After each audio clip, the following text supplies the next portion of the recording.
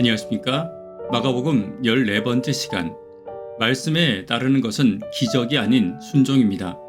말씀에 따르는 것은 기적이 아닌 순종입니다. 라는 제목으로 하나님 말씀 증거하도록 하겠습니다. 본문의 말씀 마가복음 2장 9절부터 있는 말씀 함께 읽습니다. 중풍병자에게 내 죄사함을 받았느니라 하는 말과 일어나 내 상을 가지고 걸어가라는 말 중에 어느 것이 쉽겠느냐? 그러나 인자가 땅에서 죄를 사하는 권세가 있는 줄을 너희로 알게 하려 하노라 하시고 중풍병자에게 말씀하시되 내가 내게 이르노니 일어나 내 상을 가지고 집으로 가라 하시니 그가 일어나 곧 상을 가지고 모든 사람 앞에서 나가거늘 그들이 다 놀라 하나님께 영광을 돌리며 이르되 우리가 이런 일을 도무지 보지 못하였다 하더라. 오늘 말씀에 보면 예수님과 서기관들 사이에 죄를 사하는 권세와 관련된 논쟁이 계속해서 진행되고 있습니다. 오늘은 예수님과 서기관들 사이의 논쟁을 통해 예수께서 주시는 치유와 예수께서 주시는 기적에 대해서 함께 살펴보도록 하겠습니다. 첫 번째, 예수는 연약한 자에게 믿음을 먼저 주십니다. 예수님은 서기관들과 그곳에 있는 모든 사람을 향하여 중풍병자에게 내 죄사함을 받았다라 하는 말과 일어나 내 상을 가지고 걸어가는 말이 어느 것이 더 쉽겠느냐라고 질문하십니다.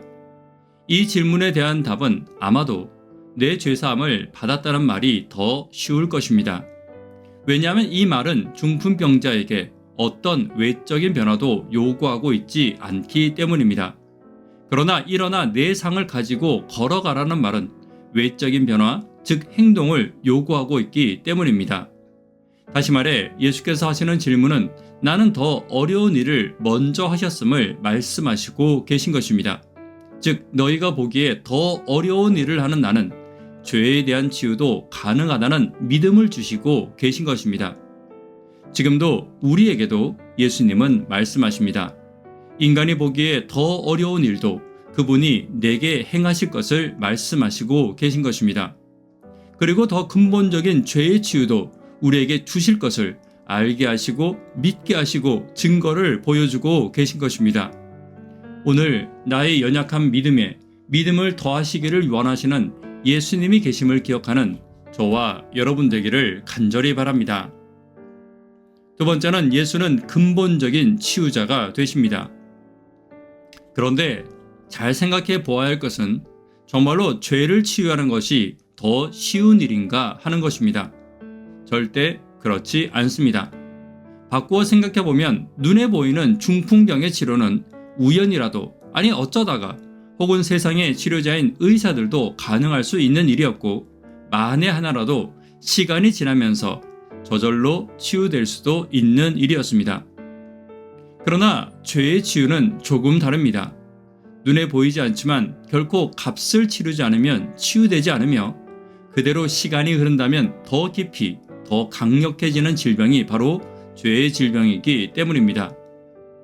예수님께서는 사람들에게 단지 육체의 질병만을 고치시는 분이 아니라 죄를 사하는 권세가 계신 분이라는 것을 알려주시기 위해 중풍병자의 사건을 사용하고 계시는 것입니다.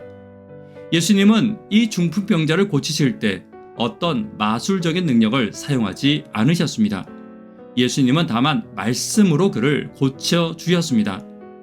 오늘 우리가 붙잡아야 할 것도 다른 어떤 것보다 예수님의 말씀을 먼저 붙잡아야 합니다.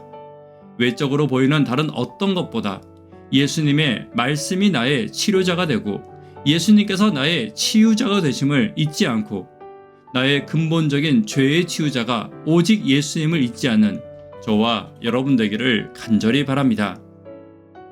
세 번째, 말씀에 순종하는 것은 기적이 아니라 순종입니다. 예수님에게 중풍병자에게 명령하셨을 때 이 중풍병자는 놀라운 반응을 보입니다.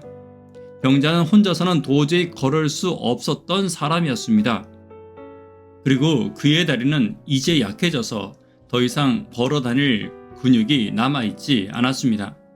그리고 이 병자는 몸만이 아니라 마음도 병들어 있었습니다. 바로 자기 연민의 병입니다. 또한 병자는 영혼도 병들어 있었습니다. 바로 죄의 병이었습니다.